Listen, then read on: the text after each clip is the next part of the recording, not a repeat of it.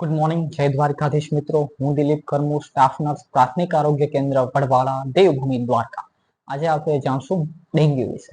કે ડેન્ગ્યુ શું છે, ડેન્ગ્યુ કોના દ્વારા થાય છે, તેના લક્ષણો, અટકાવવાના ઉપાયો અને કઈ દવા લેવી જોઈએ. તો સૌથી પહેલા તો ડેન્ગ્યુ છે એ સામાન્ય રીતે છે ને જૂનથી લઈને ઓક્ટોબર આ 4 મહિનાઓ છે ને એની અંદર સૌથી વધારે પ્રમાણમાં થાય છે.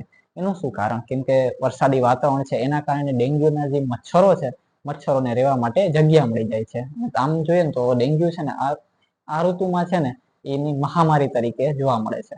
તો સૌથી પહેલા તો ડેન્ગ્યુ કોના દ્વારા થાય છે? ડેન્ગ્યુ છે એક વાયરસજન્ય રોગ છે અને ડેન્ગ્યુ છે એનો ફેલાવો માદા એડિસ ઇજિપ્ટ મચ્છર દ્વારા થાય છે, જે માણસને કરડે છે અને ત્યાંથી ડેન્ગ્યુનો ફેલાવો થાય છે.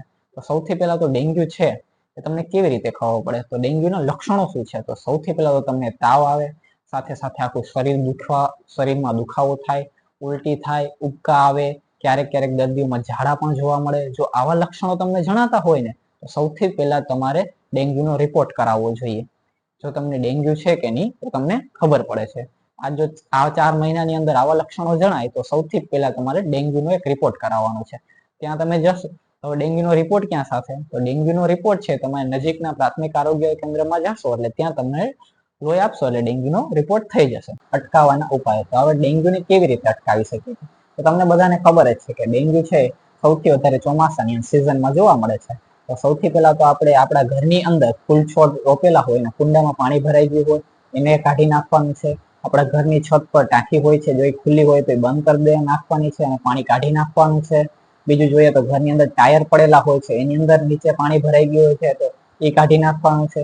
બીજું આપણે જોઈએ તો ઘરની બહાર રસ્તાઓ પર પાણી ભરાઈ ગયું હોય છે તો એ રસ્તાઓથી આપણે પાણી કાઢી તો નથી શકતા, ના તો એ ખાડા આપણે બુરી શકીએ છીએ. તો એમાં શું કરવાનું? એમાં પાણી ભરાયેલું તો સૌથી પહેલા તો એમાં ઓઇલના 2 ટીપા નાખી દેવાના છે. જો ઓઇલના 2 ટીપા નાખી દેશો ને તો મચ્છર એની અંદર પર બેસશે જ નહીં. તો મચ્છર નહીં બેસે તો ઈંડા મૂકી શકશે નહીં, મચ્છરનો ફેલાવો નહીં થાય. બીજી રીતે જોઈએ તો રાતે આપણે સૂતા હોય ત્યારે છે ને મચ્છરદાનીનો ઉપયોગ કરવો જોઈએ, જેથી કરીને આપણે મચ્છર કરડે નહીં. અને નાના